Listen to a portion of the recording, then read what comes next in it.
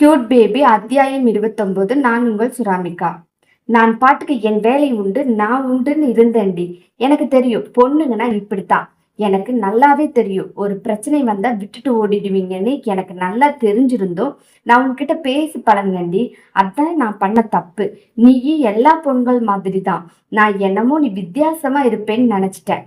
அவள் அருகே நெருங்கி போனவன் அவளை படபடவென இழுத்து வெளியே கொண்டு சென்றான். எங்க என்ன கூட்டிட்டு போறீங்க? போகாதீங்க, நான் வெளியே போக மாட்டேன் என்று டைனிங் டேபிள் காலை இறுக்கமாக பிடித்து உட்கார்ந்தவளை தரதரவென இழுக்க முயற்சி செய்தான். ஆனால் அவளும் அந்த இடத்தை விட்டு நகரவில்லை. எங்க மாமா வந்து என்னை கூட்டிட்டு போகட்டும், நான் அது வரைக்கும் உங்க கூட தான் இருப்பேன். என்னை வெளியே கொண்டு போய் விட்டுறாதீங்க. இப்ப என்ன, நான் சொல்லிட்டேன்னு நீங்க இவ்ளோ கோவப்படுறீங்க? கென்னடி சொல்லல என்று சொல்லிக்கொண்டே அவள் முன்னால் போனவனுக்கு கண்களில் கண்ணீர் தேங்குவது போல ஒரு உணர்வு தோன்ற அவன் அப்படியே எழுந்து திரும்பி நின்று கொண்டான். அவன் கண்களை தொட்டு பார்க்கும் பொழுது கண்ணீர். இப்ப எதுக்கு நான் அழுதுட்டு இருக்கேன்? எனக்கு தான் தெரியுமே, இன்னைக்கு இல்லாட்டியும் என்னைக்காவது இந்த பொண்ணு என்னை விட்டுட்டு போயிடும்னு. அப்புறம் என்ன என்று தன் மனதிடம் தானே கேட்டுக்கொண்டான். போகாதீங்க, நீங்க என்னை பிடிச்சு வெளியே தள்ளணும்னு நினைச்சீங்கன்னா நான் வந்து மாமா கிட்ட போன் பண்ணி சொல்லிடுவேன். சொல்லி தொலைடி, அப்பதான் நிம்மதியா இருக்க முடியும். நீ போய் தொலை. அப்புறம் எதுக்கு இத்தனை நாள் என் கூட இருந்த? போய் தொலைவதற்கு தான் இருந்தியா என்று அவன் கேட்க, சும்மா பொம்பளைங்கன்னா ஆம்பளைங்களை விட்டுட்டு போயிடுவாங்கன்னு நீங்களே நினைச்சுக்காதீங்க. நான் உங்களுக்கு ஸ்பேஸ் கொடுத்துட்டு போகணும்னு நினைக்கிறேன். இப்போ என்ன பார்க்கிறதா இல்ல அவங்கள பார்க்கிறதா தான் உங்களுக்கு ஒரே சந்தேகம். அந்த கோபத்தை என் மேலதான் காட்டுறீங்க. அவங்க கன்சீவா இருக்காங்க, நீங்க அவங்களை காதலிச்சிருக்கீங்க. அதனால நீங்க சுபியை தான் பார்ப்பீங்கன்னு எனக்கு நல்லா தெரியும். ஆனா மாமாவுக்கு கொடுத்த வாக்குக்காக என்னை இழுத்து பிடிச்சு வச்சுட்டு இருக்கீங்க. இது எனக்கு தேவையில்லை. அதனாலதான் நான் போறேன். உங்களுக்கு எந்த பிரச்சனையும் இல்லாம இருக்கும்.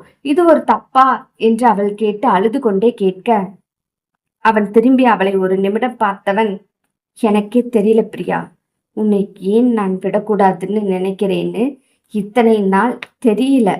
ஆனா இப்போது போறேன்னு சொன்னதும் எனக்கு என்னென்னமோ தோணுது. நான் காதலிச்ச முதல் பெண் சுபி. என்னோட கடைசி காதலா இருக்கணும்னு நினைக்கிறேன். ஆனா நீ வந்துட்டியோன்னு எனக்கு தோணுது என்று அவளை பார்த்து நின்றான். அழுது கொண்டிருந்தவள் திடீரென்று நிமிர்ந்து அவன் தன்னை பார்க்கிறான் என்று தெரிந்ததும் முறைத்தாள். தரையில் பிடித்து அப்படியே இழுத்துட்டு வந்தீங்க, இப்ப எதுக்கு என்னை இப்படி பார்த்துட்டு இருக்கீங்க? எனக்கு ஒன்றும் தேவையில்லை. இங்க இருக்க மாட்டேன். மாமாவை வர சொல்லுங்க, என்னை வந்து கூட்டிட்டு போறதுக்கு. உங்களோட காதலுக்கு இடையில நான் எப்பொழுதும் வந்து நிற்க மாட்டேன். அது கூட எங்க மாமா பரவாயில்ல, நான் எப்படியும் சமாளிச்சுப்பேன்னு தெரியாம திக்கி திணறி பேசினாள். காதலா? சுபி மேல எனக்கு காதலா? சிரித்தான் அன்பு. கண்களில் அழுகையும் இருந்தது. ஆனால் பிரியா அதை பார்த்து சுபிக்காக அழுகிறான் என்று நினைத்தாள். திரும்பி நின்று தன் கண்களை துடைத்து கொண்டு தன்னை ஆசுவாசப்படுத்தி கொண்டு பிரியாவின் அருகே வந்தான். பிரியாவின் இரு கண்களையும் இறுக்கமாக பிடிக்க அவள் டைனிங் டேபிளை இறுக்கமாக பிடித்திருந்தாள். அவனும் டைனிங் டேபிளின் காலை பார்த்தான். அவள் இறுக்கமாக பிடித்திருப்பதை பார்த்து, தயவு செஞ்சு அதை விடு, நான் உன்னை வெளியே கூட்டிட்டு போக மாட்டேன் ப்ளீஸ் என்று சொன்னதும் அவள் டைனிங் டேபிளை விட்டாள். அவளை தன்னிடம் நெருக்கமாக கொண்டு வந்து நிற்க வைத்து, நீ கற்பனை பண்ணியிருக்கல, அதெல்லாம் ஒண்ணுமே இல்லை பிரியா. உன் மாமா கிட்ட பேசுனியா? அவன் ஏதாவது சொன்னானா? ஆமா, மாமா சொன்னாரு, அந்த பொண்ணுதான் உங்க லவ்வர்னு, நீங்க விழுந்து விழுந்து லவ் பண்ணீங்கன்னு சொன்னாரு. சுபி என்னோட பாஸ்ட், அவ்வளவுதான். நல்ல ஃப்ரெண்டா நான் அவளுக்கு ஹெல்ப் பண்றேன். அதுல வேற எதுவுமே இல்லை பிரியா. எனக்கு முன்னாடி உள்ள உணர்வு எல்லாம் அவகிட்ட இப்ப வரவே இல்லை. சொன்னா புரிஞ்சுக்கோ பிரியா. ஆனா சத்தியமா எனக்கு உன்னை பார்ப்பதில் வலிக்கவே வலிக்காது. அந்த பாரம் எனக்கு தெரியவே தெரியல. சும்மா உன்னை வெறுப்பேத்த தான் அப்படி சொல்லிட்டே இருக்கேன். நான் சுபி கிட்ட இருக்கும்போது உனக்கு தெரிய மாட்டேங்குது. அவ கூட இருந்தாலும் கூட உன்னை பத்தி தான் அதிகமா பேசிட்டு இருந்தேன். ஐயோ, பிரியா தனியா இருப்பாளே, என்ன செய்தாலோ ஏது செய்தாலோன்னு அன்னைக்கு உன் மாமா பேசிக்கிட்டு இருக்கும்போது என்கிட்டயே போறேன்னு சொன்னல. இங்க உனக்கு என்ன குறை வச்ச பிரியா? எந்த குறையும் நான் வைக்கவே இல்லை, அப்படித்தானே? என்று அவன் கேட்க அவளும் இல்லை என்று தலையாட்டினாள். இன்னொரு தடவை உன் வாயில நான் உன்னை விட்டுட்டு போவேன்னு வந்துச்சுன்னு வச்சுக்கோ, உன்னை நான் கொன்னுடுவேன். உன்னோட மாமா அவங்க அம்மா கிட்ட போய் உண்மையை சொன்னதுக்கு அப்புறம் நானே போய் உங்க அத்தை மாமா கிட்ட உன்னை விட்டுட்டு வருவேன். அது வரைக்கும் நான் என்ன சொல்றேனோ அதை அமைதியா கேட்டுக்கோ, போய் படுத்து தூங்கு என்று சொல்ல அவள் எதுவும் பேசாமல் அமைதியாக நிற்க, என்னடி நான் பாட்டுக்கு சொல்லிட்டே இருக்க, நீ அமைதியா இருக்க, எதுவுமே பேச மாட்டேங்கிற. காலையிலிருந்து ஒன்னும் சாப்பிடல தெரியுமா, பசிக்குது ஓனரே என்று அவள் சொன்ன அடுத்த கணம் அவளை தூக்கி டைனிங் டேபிளில் உட்கார வைத்து கொண்டு 2 மேகி பாக்கெட்டை எடுத்து கொண்டு போனான். மேகி செய்து கொண்டு வந்து அவள் அருகில் வைக்க அவளோ பசியின் கொடுமை தாங்காமல் படபடவென சாப்பிட்டாள். அவள் வயிறு பாதி நிறைந்தவுடன் அவனை பார்த்து, நீங்க சாப்பிட்டீங்களா என்று கேட்டாள். பாருடா, மகாராணிக்கு இப்பமாவது கேட்கணும்னு தோணுச்சே. நானும் காலையில இருந்து ஒண்ணுமே சாப்பிடல, சாப்பாட்டை தட்டி விட்டுட்டு போயிட்டேன்னு சொல்லி கஷ்டமா இருந்துச்சு. ஆனா நீ என்னடானா என்னை விட்டுட்டு தனியா சாப்பிட்ற என்று அவன் சொல்லி வாயை மூடிவதற்குள் அவள் கையில் இருக்கும் மேகியை அவனுக்கு ஊட்டிவிட ஆரம்பித்தாள். அவள் ஊட்டி கொடுத்து கொண்டிருக்கும் போதே அவன் சாப்பிட்டு கொண்டிருந்தவன் அவனும் அவள் அருகில் உட்கார்ந்து, ஓகே பேபி, நான் என்ன சொன்னாலும் நீ கேட்டதானே, இனிமேலும் நீ என்னை விட்டுட்டு போவேன்னு சொல்லவே கூடாது. காலம் தானா நம்மளை ஒதுக்கி வச்சா பார்க்கலாம். உனக்கு நான் என்ன சொல்ல வரேன்னு புரியுதா என்று கேட்டான். அவளோ அவனுக்கு ஊட்டுவதில் குறியாக இருந்தாள்.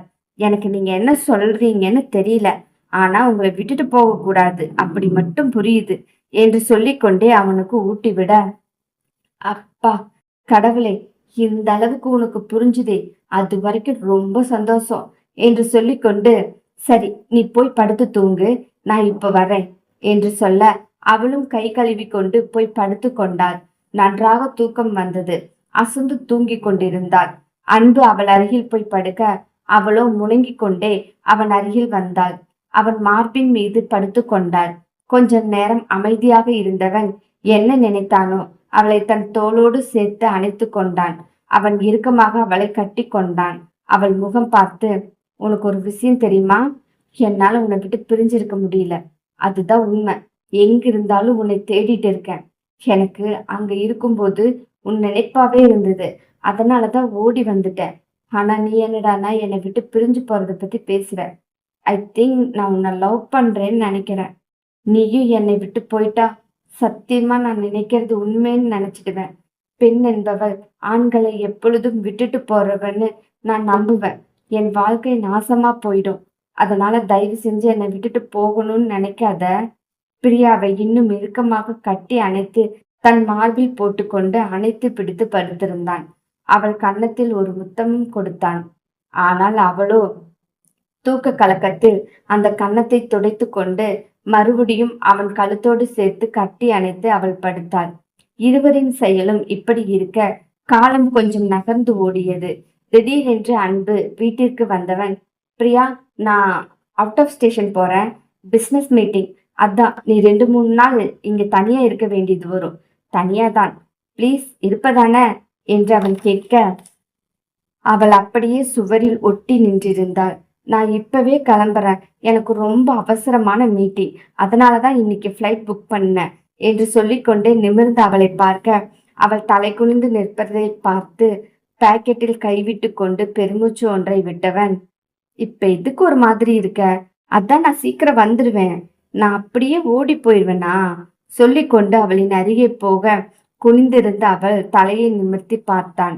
அவள் கண்களில் கண்ணீர். மக்களே, இந்த கதை ரொம்ப பிடிக்கும்னு நான் நினைக்கிறேன். கதை கேட்கும்போது சப்ஸ்கிரைப் பண்ணிட்டு பாருங்க ப்ளீஸ், லைக் பண்ணிடுங்க, ஷேர் பண்ணுங்க, கமெண்ட் செக்ஷன்ல இந்த கதையை பத்தி ஏதாவது 2 லைன் எழுதுங்க. நன்றி.